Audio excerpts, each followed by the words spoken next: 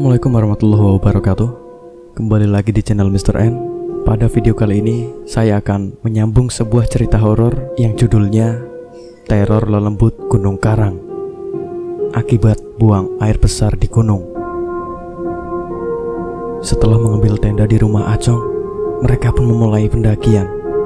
Acong membawa senter yang lumayan besar sehingga cukup untuk menerangi jalan. Medan yang mereka tempuh mulai menanjak.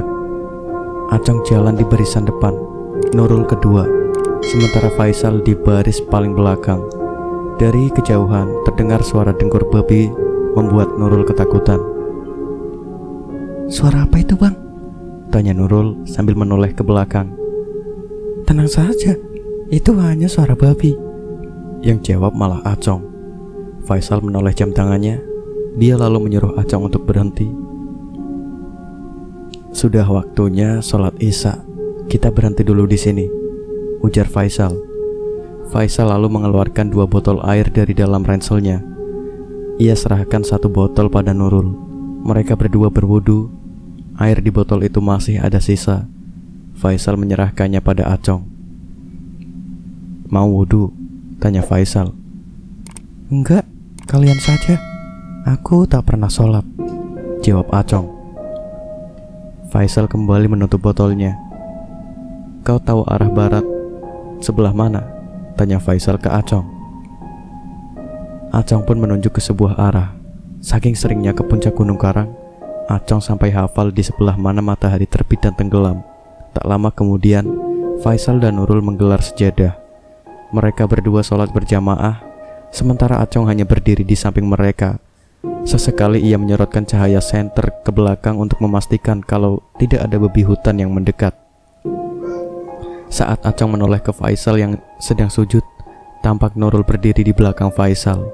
Dia tidak mengikuti gerakan imam. Nurul malah menghadap pada Acong sambil tersenyum dingin. Tatap matanya kosong dan terkesan menakutkan. Jelas saja, Acong kaget dan membuat senter yang digenggamnya jatuh seketika. Buru-buru Acong mengambil kembali senter itu, dan saat dia menoleh lagi ke arah Nurul, kini wanita itu sedang dalam posisi sujud. Aneh sekali. Padahal jelas-jelas tadi Acong melihatnya berdiri dengan wajah yang mengerikan. Tak lama kemudian mereka berdua menyelesaikan sholatnya. Faisal dan Nurul memasukkan kembali peralatan sholatnya ke dalam ransel. "Tadi apa yang jatuh?" tanya Faisal. "Oh, senterku. Gagangnya licin banget, Kak," kata Acong berbohong dengan wajah gugup. Sesekali dia melirik Nurul. Perjalanan dilanjutkan kembali. Cuaca semakin dingin. Faisal menyuruh adiknya untuk mengenakan jaket. Acong sepertinya sudah biasa dengan cuaca seperti itu. Walaupun hanya mengenakan kaos, Acong sama sekali tidak kedinginan.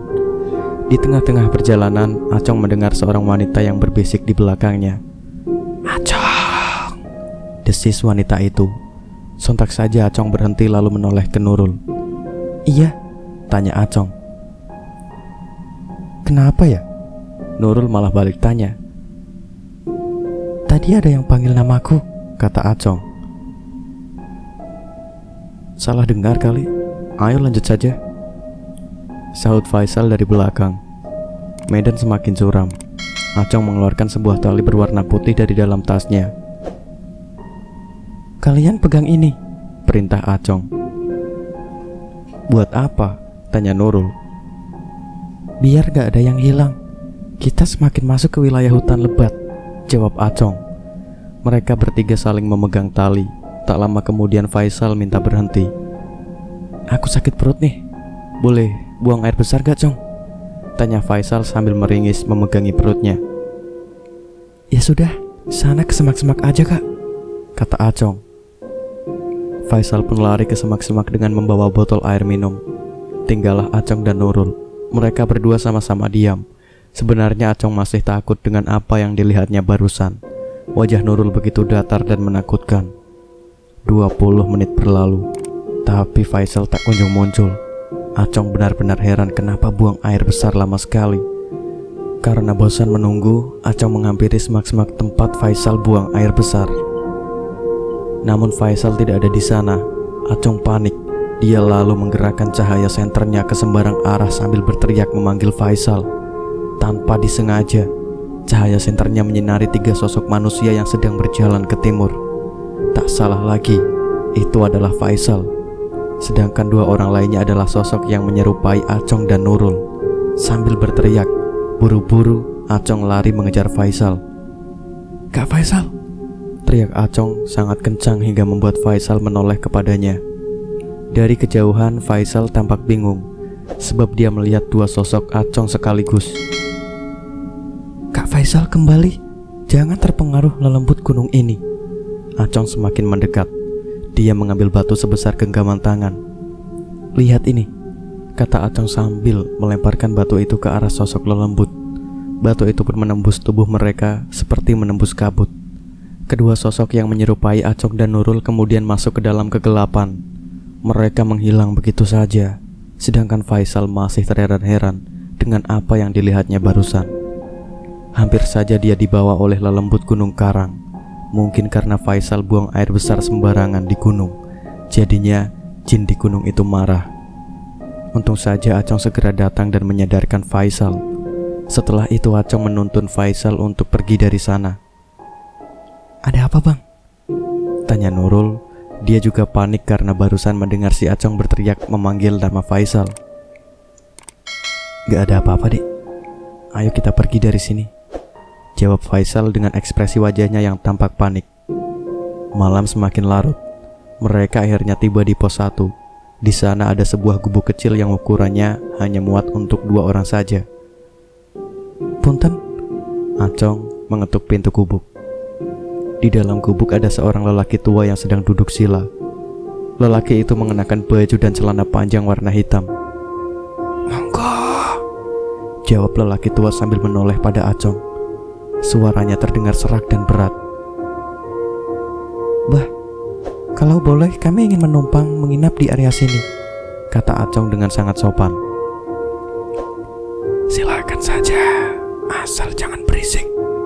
Acong berterima kasih kepada lelaki tua itu. Dia lalu mendirikan sebuah tenda tepat di dekat gubuk si lelaki tua. Tadi itu siapa? Tanya Faisal. Dia Abah Munjid, juru kunci gunung ini. Dia orang sakti yang bisa berbicara dengan makhluk gaib, jawab Acong. Faisal mengangguk-angguk. Belum sempat Acong mendirikan tenda, tiba-tiba Abah Munjid keluar dari dalam gubuknya. Ekspresi wajahnya tampak panik. Nafas Abah Munjid terengah-engah seperti habis dikejar-kejar setan. Dia juga menatap Nurul dengan tatapan tajam. Pergi kalian dari sini. Entah apa yang terjadi, Abah Munjid malah mengusir mereka. Ada apa bah? Tanya Acong sambil mengerutkan keningnya. Wanita itu terkutuk, tunjuk Abah Munjid kepada Nurul. Faisal tidak terima adiknya dikatakan terkutuk. Dia pun langsung menarik lengan Nurul dan pergi dari sana. Tanpa mempedulikan Abah Munjid, buru-buru Acong mengejar mereka. Kita nyari tempat kemah yang lain saja, kata Faisal dengan nada kesal. Mereka menjauh dari pos 1 untuk mencari tempat berkemah. Tak lama kemudian, Acong berhasil menemukan lokasi yang permukaan tanahnya datar. Ia pun mendirikan tenda di sana. Faisal dengan cekatan membantu Acong. Tak sampai 20 menit tenda itu pun jadi. Acong tidur di samping kanan Faisal, sedangkan Nurul tidur di samping kirinya Faisal. Sekitar jam 1 dini hari Acong terbangun karena mendengar suara seseorang di luar tenda. Suara itu terkesan seperti suara seseorang sedang sholat. Allah, itu suara Nurul yang terdengar begitu lirih. Dari dalam tenda, Acong melihat dengan jelas bayangan seorang wanita yang sedang sholat di luar. Dia menoleh ke samping kiri Faisal. Tak ada Nurul di sana. Yang sedang sholat di luar itu pastilah si Nurul. Lantaran saking ngantuknya, Acong lantas tidur kembali. Namun, sebelum terlelap Acong mendengar suara, Nurul berubah menjadi seperti suara lelaki tua yang begitu menggema. Allah, suara itu terdengar lirih dan berat. Acong bangkit, kini dalam posisi duduk. Diperhatikannya bayangan wanita yang mengenakan mukena itu sedang dalam posisi ruku. Karena penasaran, pelan-pelan Acong merayap mendekati pintu tenda. Dia membuka sedikit kain tenda, tapi anehnya sosok wanita yang sedang sholat tadi malah menghilang entah kemana.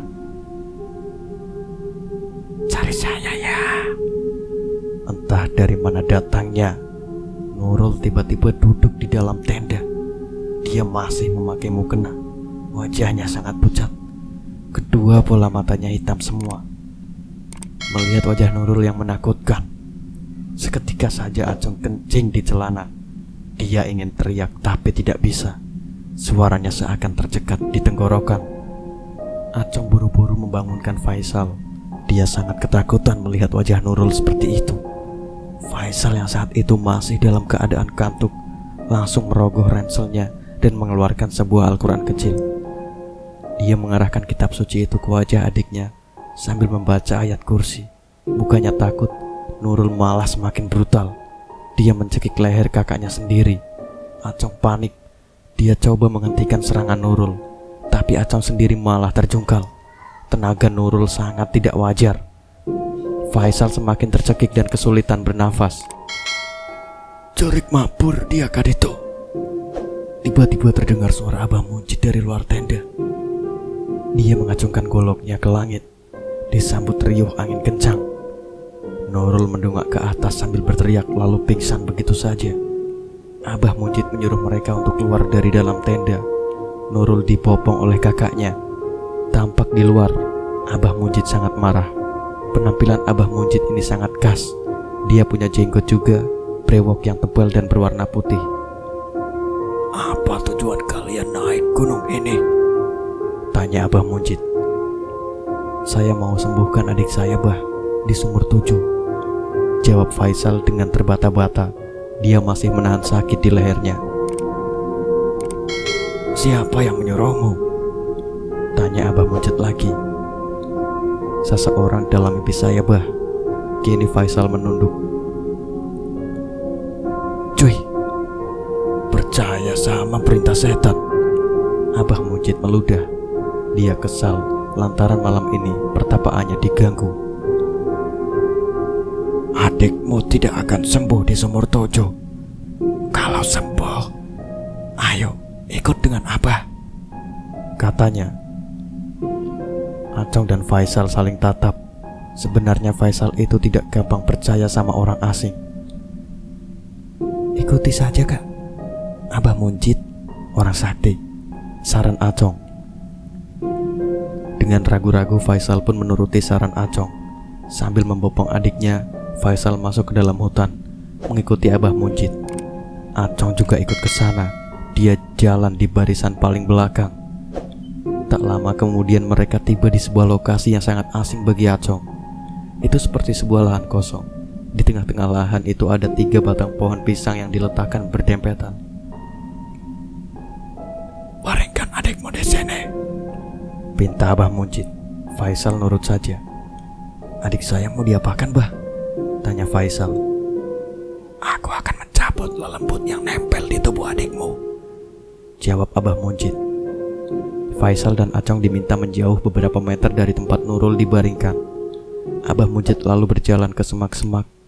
Dia mengambil sesuatu dari sana. Ternyata itu adalah kain kafan yang sudah sangat kotor. Abah Muncit mengafani Nurul. Entah ritual apa yang akan dilakukannya. Sebenarnya Faisal sempat protes dan tidak mau adiknya dikafani seperti itu.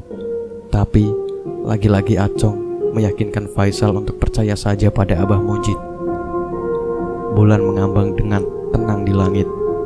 Setelah mengafani Nurul, Abah Muncit mulai berkomat-kamit membaca mantra. Dia juga melakukan beberapa gerakan seperti sedang memeragakan jurus pencaksilat. Abah Muncit bergumam, "Sukanta, ini pembalasanku untukmu." Abah Muncit mengeluarkan goloknya seperti hendak menusuk perut Nurul. Faisal buru-buru lari menerjang Abah Muncit. Namun, seperti ada dinding pembatas yang tak kasat mata, dia malah terpental beberapa meter ke belakang. Acong tidak berani berbuat apapun. Dia hanya mematung dari kejauhan. menyaksikan Nurul yang hendak dibunuh. Kumohon, jangan bunuh adikku, lirih Faisal sambil terkapar di tanah. Pandangan Faisal kabur. Samar-samar dia menyaksikan Abah Munjid mengacungkan goloknya dan hendak menusuk Nurul yang sudah dikafani seperti orang mati. Pemirsa budiman, cerita horor Teror Lelembut Gunung Karang bersambung di sini. Nantikan kelanjutannya di channel Mr. N. Wassalamualaikum warahmatullahi wabarakatuh.